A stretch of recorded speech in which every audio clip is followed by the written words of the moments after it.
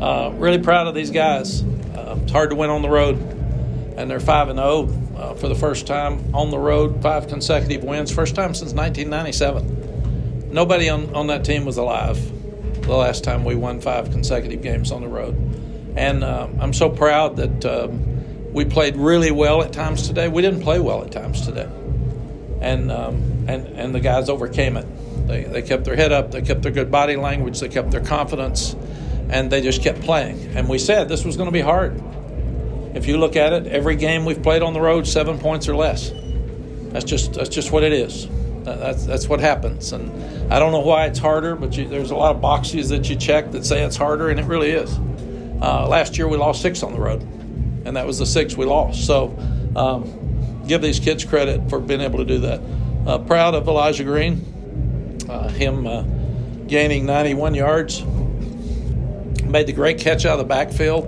One of the problems he struggled with when he first got here was pass protection because he was an eye tailback, and he struggled catching the ball. And he is a great example for all young people who have some deficiencies because he catches a ball today and outruns everybody for a touchdown because he has worked after practice every day since he's been here to catch the ball better. So I'm so proud of him. And really proud of Drake. He just continues to amaze me with the things that he does. In fact, when he has an incompletion, we all say, "What's wrong?" Because he's doing that well. Josh Downs, what a great day for him. He just keeps getting better and better, and he's the go-to guy, obviously. And then we have a 64-yard punt with Ben Kiernan, and that really helped us change field position. And we had a punt return by Josh Downs that had a chance to score. Defensively, I was disappointed in the first half. Their 3 receivers are out, so you figure they're going to run the ball, and they haven't run the ball all year. So we've got to handle that better because they start with a kickoff return for about 34 yards and have some excitement and enthusiasm, and then take it right down and score. And for some reason, we don't start well offensively, so we've got to continue to look at that and see why we're not starting well in the first quarter offensively. And then we come out at halftime and we do really well for the third and fourth quarters. I was really proud of the defense that they stepped up and had 3 or 4 3 and outs immediately. The turnover they had in the first quarter led to points, but we got to stop the run better. Really disappointed in the offense at the end that we didn't finish the game on offense. We had the ball twice with 10-point lead. You have got to finish the game. You've got to finish the game. And we didn't kill much clock or finish the game. And you got to do that. We've got to go back and look at that because you can have a 4-minute offense and still run your same offense, and that was disappointing for us. But overall, felt like the guys understood where things are. Brennan Armstrong is one of the best quarterbacks the ACC's ever seen, and to have him hit it was 14 of. What was it? 17 of 35 with 1 interception is really good. And he's hard to sack because he's so athletic. And he ran for 70-something yards. But like Drake, he's been their leading rusher. So that was pretty good to keep him down inside.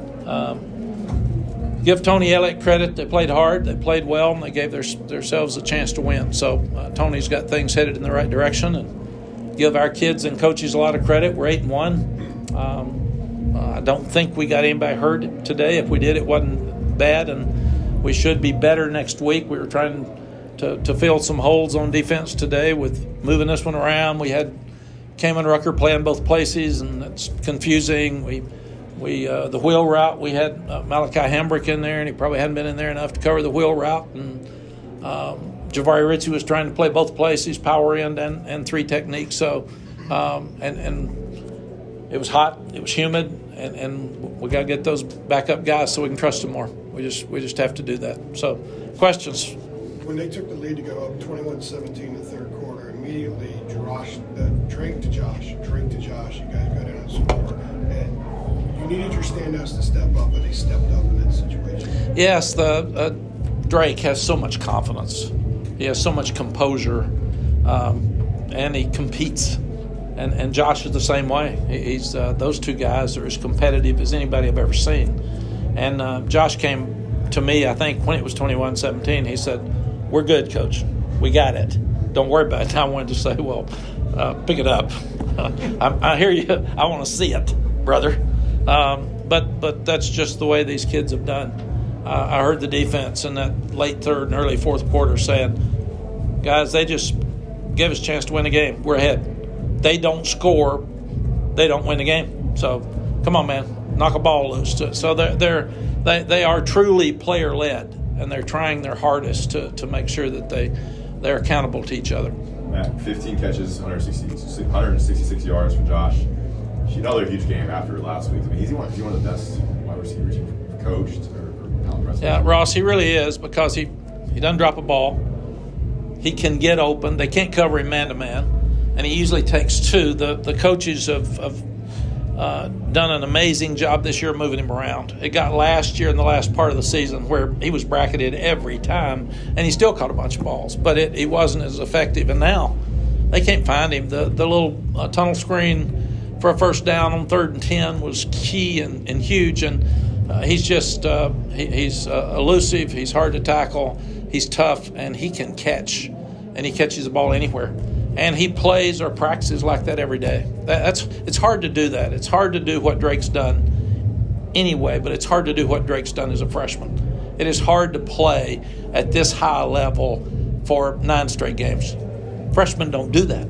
You keep waiting on that freshman moment. Now, early in the game, I said, oh, my gosh, I hope we haven't found it. But he didn't. He came out of it, and he played great. Same with Josh. And the best thing about them, they practice that way every day. And they just know, I mean, and Josh is so competitive. If you're not throwing it to him, most of the time he's mad because he wants the ball in his hands. Mack, if I've got it right, that's... Go ahead. No, that's fine. Give me next one. Think back to fall camp when you were having a quarterback battle. What was your misgiving about Drake being your starter that you felt he two of them were competing? It's a great question. There's absolutely no misgiving. Jacoby Criswell is really good. He is really good, and he would be starting at most of the schools in the country. And those guys were that competitive. You see our spring game; it was like that in the spring game. I mean, you walk out of there and say, you know what?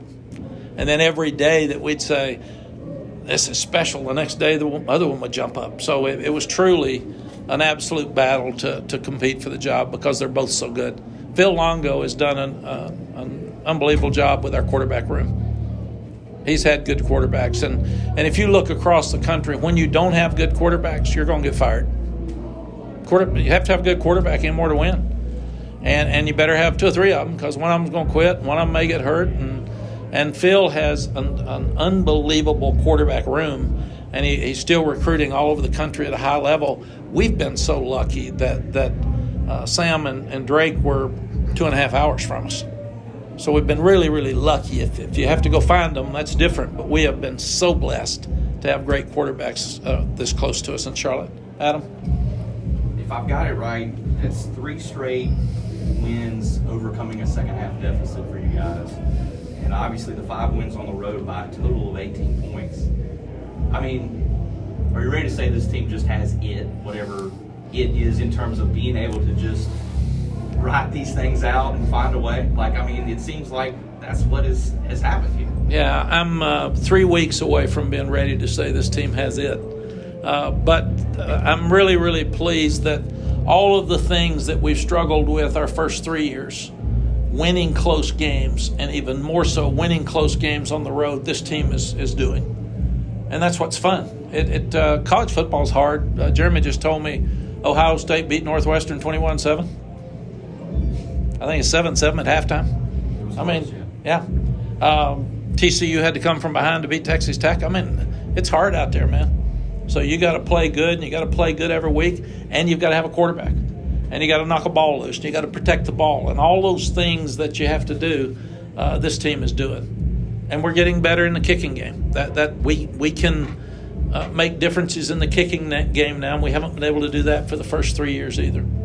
Mack, was that onside kick that Antoine recovered? Did you tell them before they went out, like, we just want possession, or? I did, and he shouldn't have gone down. You go down when there's less than 2 minutes left. So he remembered we made such a big to-do out of Nesbitt. But 31-28. How much has been in all these close games?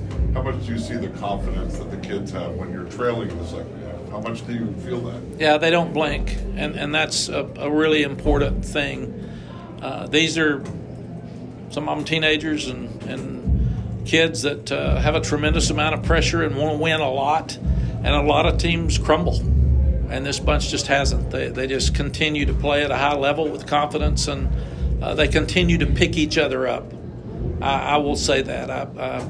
Most guys, even at the first of the year, we had a couple of guys arguing on the sideline because they were frustrated that they didn't make plays. That's gone because everybody wants to win, and everybody knows everybody wants to win. And, that's why they're just picking each other How up. much do you cringe sometimes when you see Drake take off and run like a fullback instead of a quarterback? He's better. If you'd have seen him early, you would have cringed less now. But he ran for another 70, 90, 95, 74 net. So he's a huge part of our offense with his ability to run, because it's hard for people to cover us because we're so talented and he's so accurate. And then if they blitz, he hits them because he gets the ball out of his hands fast. He's got a quick release. But if they're rushing 3 or 4 and he sees it, he's going to get 7 or more, and that's a huge part of our offense. Mack, talking about the moving pieces on the defense today, David Gray, career high 16 tackles, gets the tip for the interception. It seems like when there's been inconsistencies with this defense this year, he's always a mark for consistency. And how important is it to this defense moving forward, and how important was he today? I feel Cedric Gray is the best player on our defense. He makes tackles every game.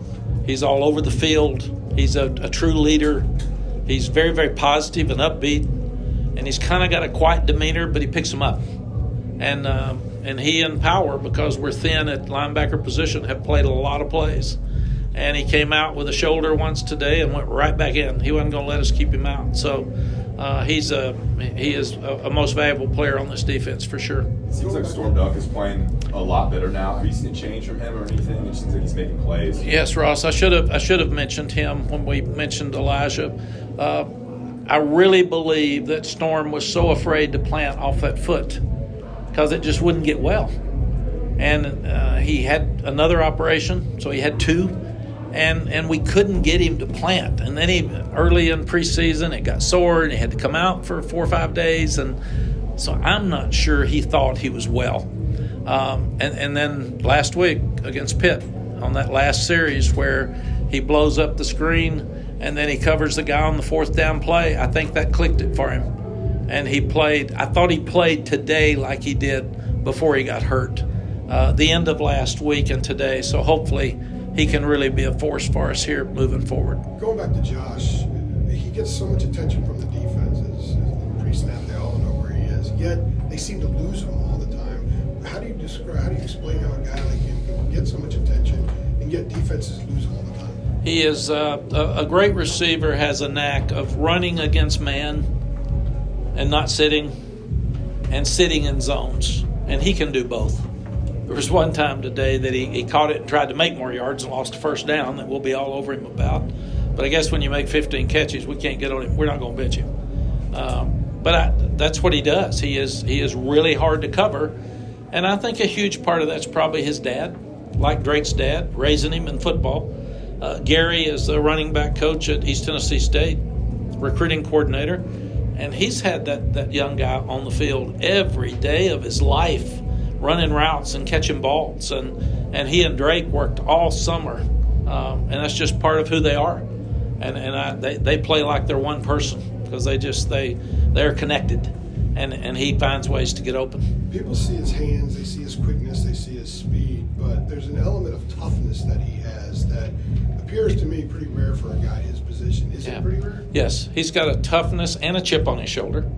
He can get a little out sometimes with others, and he's getting better at that. But that's what makes him good, because he fights it. He said, I've been small my whole life, so I grew up fighting people and trying to prove who I was and how big I was and how good I was, and that's just who he is. Mack, you went off, doing this into the tunnel with the fans right there.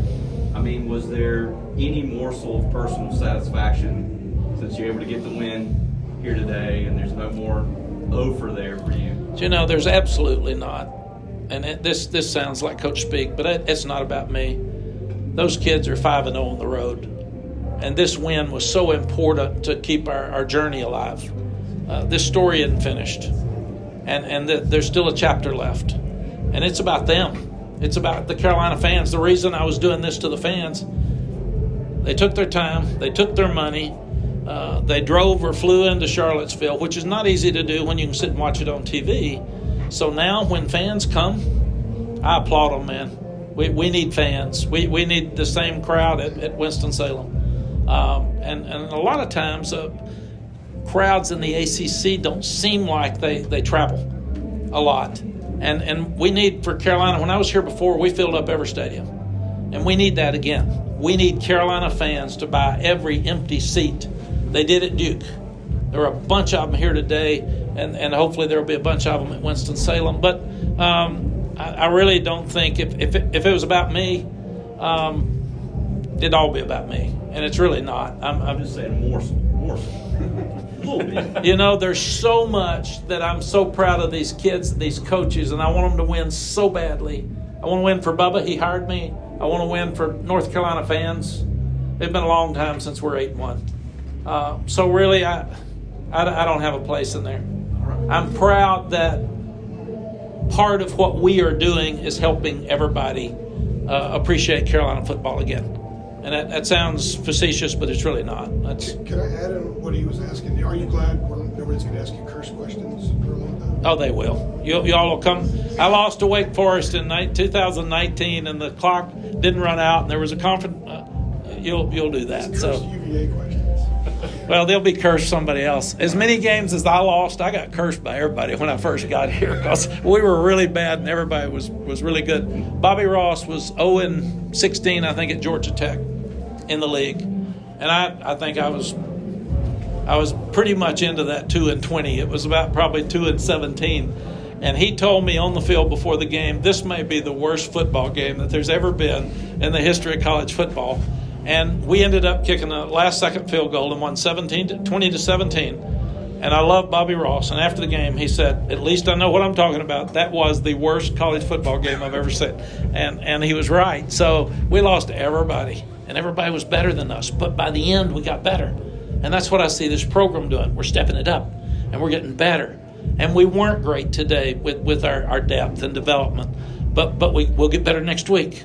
And that's what you can't lose the guys that we've lost this year and still be as good as these guys are playing. So I'm just proud of the kids stepping up. I'm proud of the coaches doing what they are doing.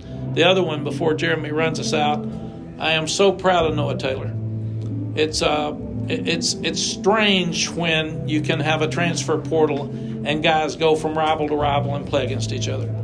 I saw it with Corey Gaynor. And that's hard on those young people.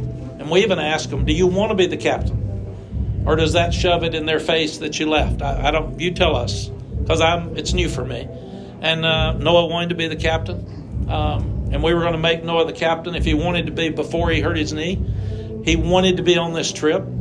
It's his birthday. He's got 25 people here to watch him play. It's hurt him with the NFL draft, obviously. And for the first time in my career, they sang happy birthday to him in the locker room and had a birthday cake for him. So we're trying to make a really difficult situation for an outstanding young man real positive. And I'm really, really proud of him. He gave the pregame talk. I don't know what he said. I got all the coaches out of the room, and I said, Noah, tell them what they got to do to win the game. And I should have told him by more than 3. All righty, Coach.